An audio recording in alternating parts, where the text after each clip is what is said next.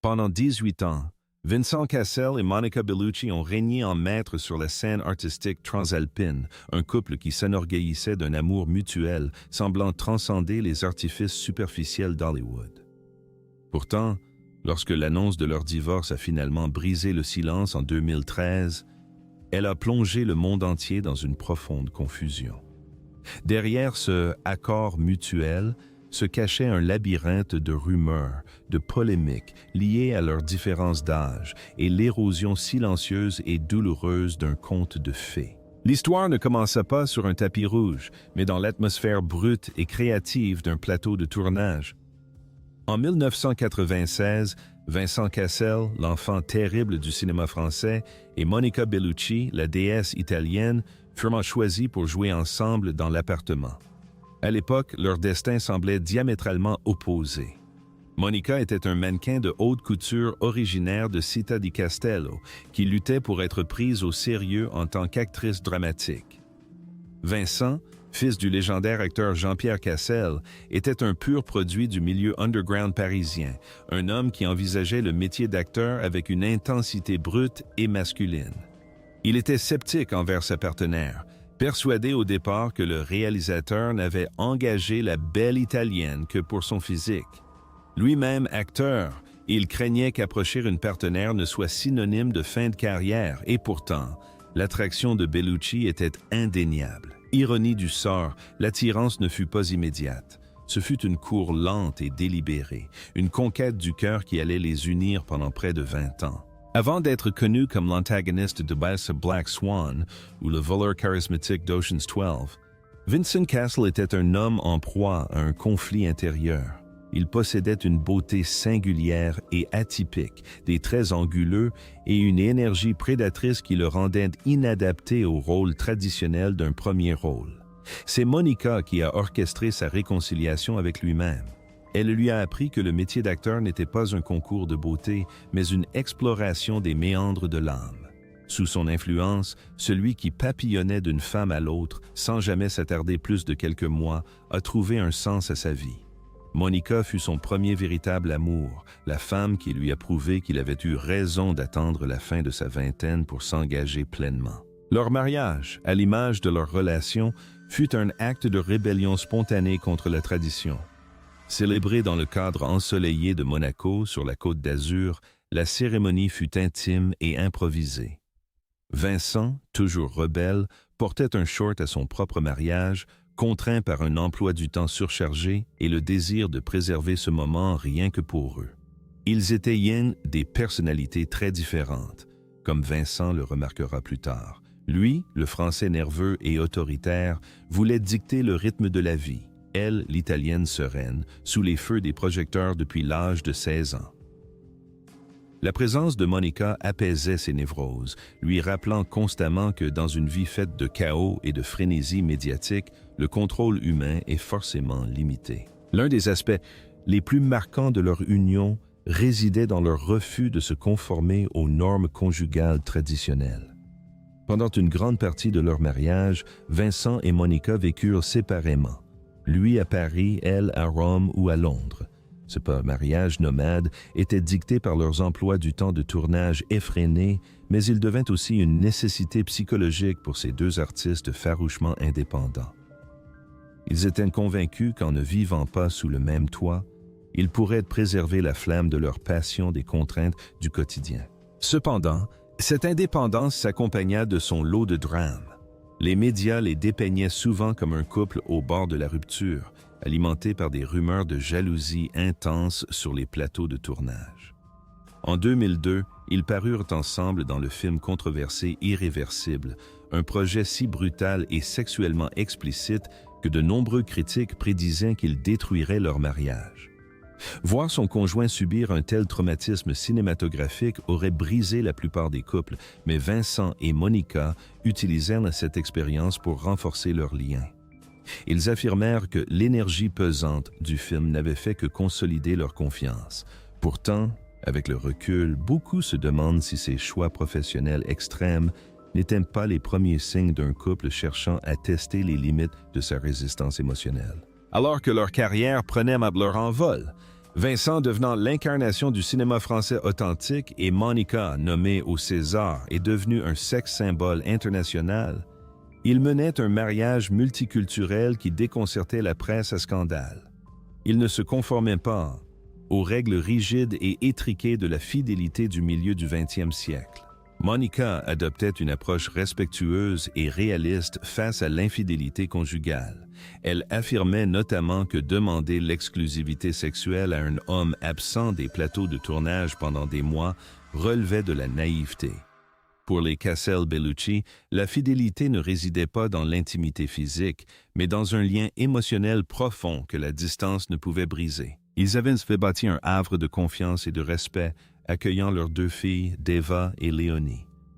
Monica était une mère dévouée, protégeant souvent ses enfants des objectifs prédateurs des paparazzi.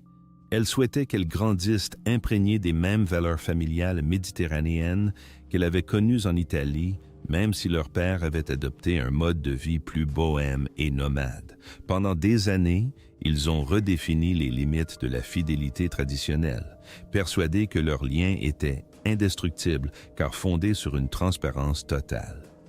Pourtant, cette même liberté qu'ils célébraient, ce mode de vie multiculturel et nomade, a fini par devenir la source de leur rupture. En 2013, la distance n'était plus seulement géographique, elle était devenue spirituelle. Le début de la fin fut marqué par un changement radical de lieu de vie. Vincent se passionna pour le Brésil, trouvant à Rio de Janeiro une liberté primordiale que Paris ne pouvait plus lui offrir. Il passait de plus en plus de temps loin de l'Europe, s'imprégnant de la culture et des vagues de l'Atlantique. Monica, quant à elle, restait attachée à l'industrie cinématographique européenne et à l'éducation de leurs filles. Leurs appartements respectifs devinrent comme 2 continents distincts. Lorsque la séparation fut finalement annoncée en 2013, Vincent se retira au Brésil pendant près d'1 an, vivant en exil volontaire. La star de Black Swan disparut des projecteurs, laissant Monica affronter seule la tempête médiatique. Les rumeurs d'infidélité atteignirent leur paroxysme. Vincent avait-il trouvé une autre femme dans les rues animées de Rio? La distance avait-elle finalement rendu caduque leur lien émotionnel profond? La douleur de Monica était palpable dans ses interviews de l'époque. Elle évoquait le divorce comme une grande souffrance, un long chemin parcouru avec Vincent qui avait finalement abouti à une impasse. C'est elle qui prit la décision finale, reconnaissant qu'il était désormais impossible de continuer la mascarade d'une vie commune. La réponse au pourquoi de leur rupture sembla apparaître en 2016, lorsque Vincent fit la une des journaux avec une nouvelle conquête. Tina Kunakay, mannequin de 31 ans, sa cadette. Le public ne tarda pas à juger, accusant Cassel d'une crise de la quarantaine classique, quittant l'une des plus belles femmes du monde pour une jeune femme de 21 ans. L'ironie n'échappa pas aux fans. Tina et Monica partageaient un parcours étrangement similaire. Toutes 2 élevées en Italie, toutes 2 ayant débuté comme jeunes mannequins et toutes 2 possédant un charme magnétique qui avait captivé l'imaginaire français. Cette nouvelle relation a fait les choux gras de la presse à scandale. Les critiques ont comparé les 2 femmes sans relâche, soulignant que Vincent semblait revivre sa jeunesse avec une version plus jeune de celle qu'il avait courtisée en 1996. Pour Monica, voir son ex-mari se remarier en 2018 et avoir un autre enfant avec Tina a mis à rude épreuve son légendaire sang-froid. Elle a conservé une grâce exemplaire, se concentrant sur sa carrière et ses filles. À 50 ans, elle est devenue la James Bond Girl la plus âgée de l'histoire, une affirmation de son identité. Elle a ainsi prouvé que l'amour et la sexualité sont une question d'énergie et non d'âge. Dans les années qui suivirent donc leur séparation, le monde entier attendait des retrouvailles qui ne se produisirent jamais. Vincent trouva un nouvel équilibre avec Tina, tandis que Monica finit par trouver du réconfort auprès de Nicolas Lefebvre, un sculpteur français de plusieurs années son cadet.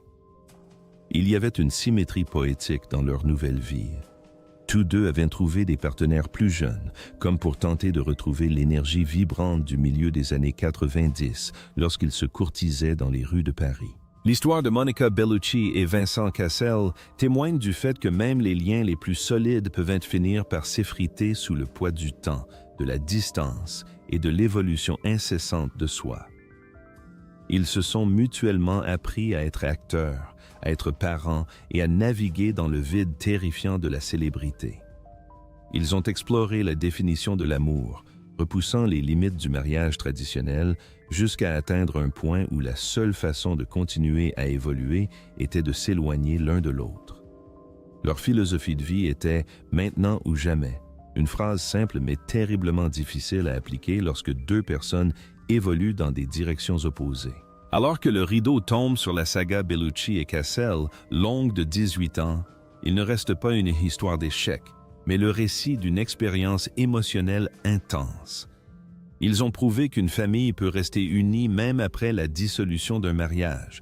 Des sources proches du couple ont récemment révélé que tout va bien entre eux. Ils s'apprécient même beaucoup désormais.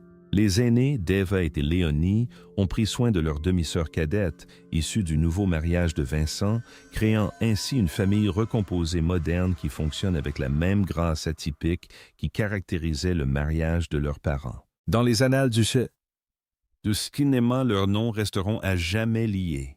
Le français ténébreux et l'icône italienne qui ont tout risqué pour découvrir ce que signifie la véritable reconnaissance. Leur séparation fut peut-être l'ultime acte de respect, la reconnaissance que l'instant qu'ils avaient été partagés en 1996 s'était enfin estompé. Même les plus beaux couples finissent par se séparer, mais les leçons qu'ils nous laissent sur le jeu d'acteur, sur la beauté et sur le courage de tout recommencer demeurent gravées dans la mémoire collective du cinéma qu'ils ont contribué à façonner. Ils ont montré au monde qu'une séparation paisible est possible, même après près de 20 ans d'une passion dévorante et bouleversante. Le parcours qui les a menés du tournage de l'appartement à leur vie respective d'aujourd'hui est une remarquable mosaïque de triomphes et de peines. Il nous rappelle que la vie se forge au fil des années, entre lutte et ambition.